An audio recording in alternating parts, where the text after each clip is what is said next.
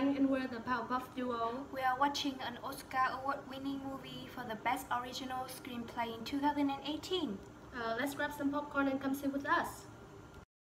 The movie Get Out has recently amazed the audience with the way it digs deep into a very controversial problem in life, which is racism. The plot is about a group of white people who pretend to behave as open-minded people, but actually deep down they are racist after all. Get Out turns our attention toward the society that wears civility as an act. This is also a real stage of our community. Throughout the years of fighting against racism still engraved deeply in people's mind. So the big question here is, why does racism still exist?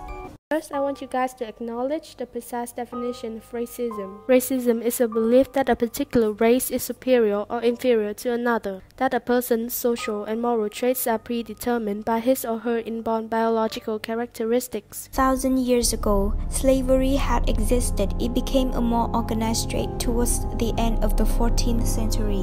In 1863, Abraham Lincoln declared the release of all slaves in area under the control of Southern Union. If slavery is not wrong, nothing is wrong, he stated. About 100 years later, Martin Luther King made the famous I Have a Dream speech in which he called for civil and economic rights and an end to racism in the United States. Recently, George Floyd, a 46-year-old African-American man, was killed after being handcuffed and pinned to the ground by a white police officer's knee for nearly 9 minutes. Numerous protests for Black Lives Matter has broken out across many countries with the participation of thousands of protesters to demand justice for the lives of Black people. When it comes to the COVID-19 epidemic, some of the Asian Americans living abroad are given a dirty look just because they are Asians. Some even have to deal with violent behaviors from anti-Asian racists for their ethnicity. Skin color tends to be one of the most common features to evaluate a person's characteristic and their class in society. However, our skin colors tell an epic tale of human adaptability, revealing it a variance to be a function of biology. Some people adapt to have higher melanin production threshold, and that extra melanin darkens their skin and protect their skin better. Skin colors, after all, is a little bit more than an adaptive trait, and it certainly does not reflect the personality or a class of a human being. One of the most noticeable reasons responsible for racial discrimination is that racism is taught, mindset being passed down from generation to generation, and if your parents are racist, it sets in harder. Besides that, I believe people's thinking get affected by contextual influences. Over the past 40 years, many white Americans continue to oppose the effort to bring about racial equality. They can still benefit from systems that privilege white faces and voices. The privilege is rooted in systems like families, schools, places of worship, and employment.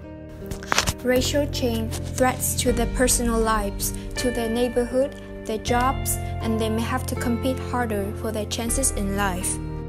Apathy and ignorance do exist. Some people don't see racism as their problem, and as long as their lives are fine, they don't really care. They show little love and compassion about the fact that some people have the same conversation with their children about racism that their grandparents had to have with them.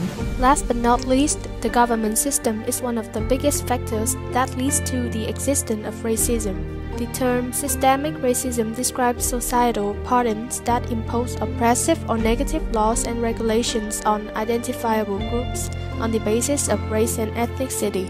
When systemic injustice remains unspoken or accepted, an unethical white privilege is fostered. In addition, when individuals and groups point out systemic injustice and inequalities, the dominant culture is made accountable. Now ask yourself a question: when all the protests are over, what will happen next? Will people still fight for equality? The answer is people will never stop fighting racism.